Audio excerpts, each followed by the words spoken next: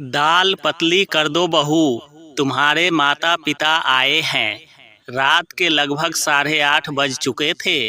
निधि रसोई में रात का खाना बना रही थी और खाना लगभग बन भी चुका था। केवल दाल में तड़का लगाना ही बाकी था। वैसे भी आज उसने हल्के फुल्के दाल चावल ही बनाए थे। दोपहर में कुछ मेहमान आए थे, इसलिए पनीर और छोले दोनों की ही सब्जी बनी थी, तो रात में हल्का फुल्का ही ठीक रहता है। अभी निधि यह सोच रही थी कि सास ममता जी ने रसोई में प्रवेश किया। बहू, शिल्पा के सास ससुर आने वाले हैं, फटाफट से खाना बना दो, कुछ भी बढ़िया सा बना देना। आखिर समधी आए हैं, कोई कंजूसी मत करना।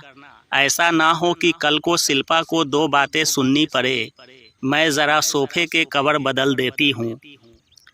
निधि के जवाब की प्रतीक्षा किए बिना ही सास ममता जी बाहर चली गई, क्योंकि वह जानती थी कि निधि सब कुछ संभाल लेगी।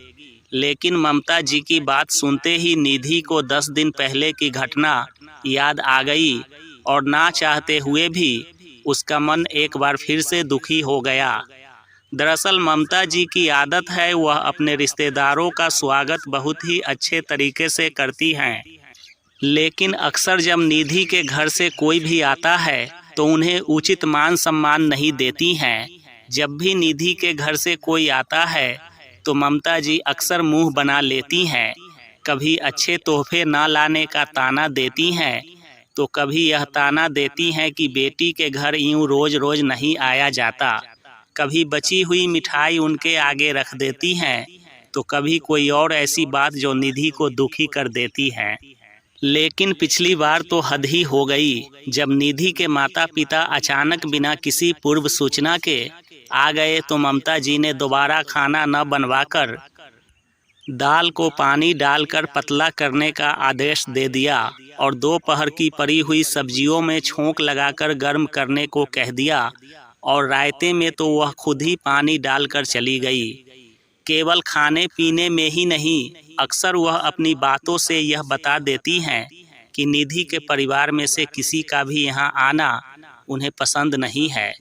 वहीं दूसरी तरफ अगर उनकी बेटी के ससुराल से कोई आता है तो 36 तरीके के व्यंजन बनाए जाते हैं, उन्हें पूरा सम्मान दिया जाता है। आज भी जब उन्हें पता चला कि उनकी बेटी के सास ससुर आने वाले हैं तो उन्होंने निधि को बढ़िया खाना बनाने का हुक्म दे डाला। हालांकि बाकी हर तरीके से ममता जी का व्यवहार निधि के प्रति बहुत अच्छा रहता है, लेकिन न जाने क्यों जब भी बात निधि के परिवार की आती है तो उनका व्यवहार बदल जाता है। बस यही सब सोचकर आज निधि की आंख भर आई।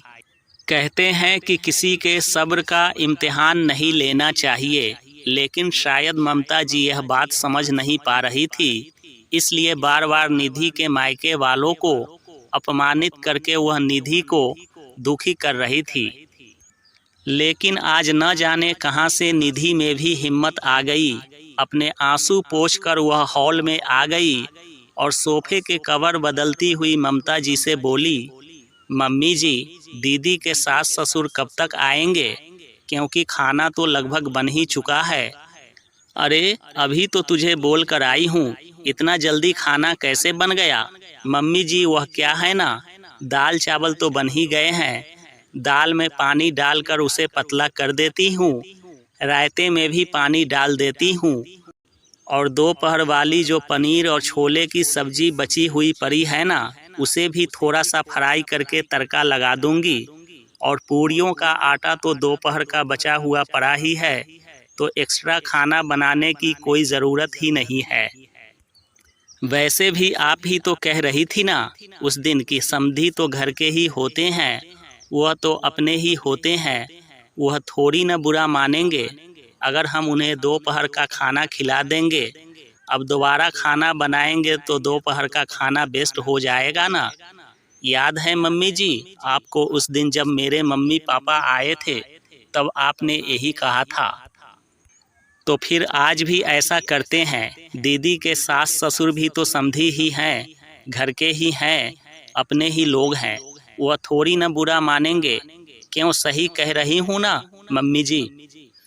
निधि की कही हुई हर बात आज ममता जी को आईना दिखा रही थी और उन्हें यह एहसास करवा रही थी कि आज तक वो निधि के परिवार के साथ कितना गलत कर रही थी।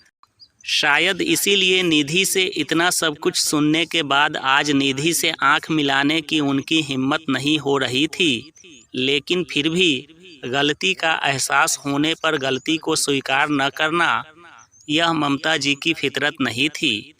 इसीलिए चंद ही मिनटों बाद उन्होंने चुप्पी तोड़ते हुए निधि से कहा, बेटा, सबसे पहले तो आज तक जो गलत व्यवहार मैं तुम्हारे परिवार के साथ करती आई हूँ उसके लिए मुझे माफ़ कर दे।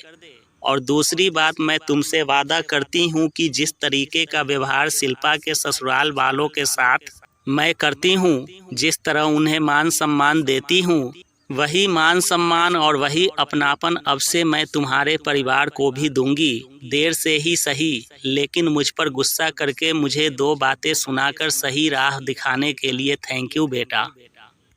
दोस्तों, अक्सर यह देखा गया है कि लड़के वालों का व्यवहार लड़की वालों के प्रति अच्छा नहीं होता है, उन्हें उचित मान सम्मान नहीं दिया जाता है।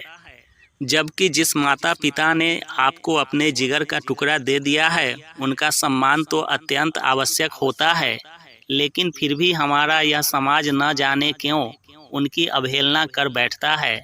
आप भी अपने विचार कमेंट करके बताइए।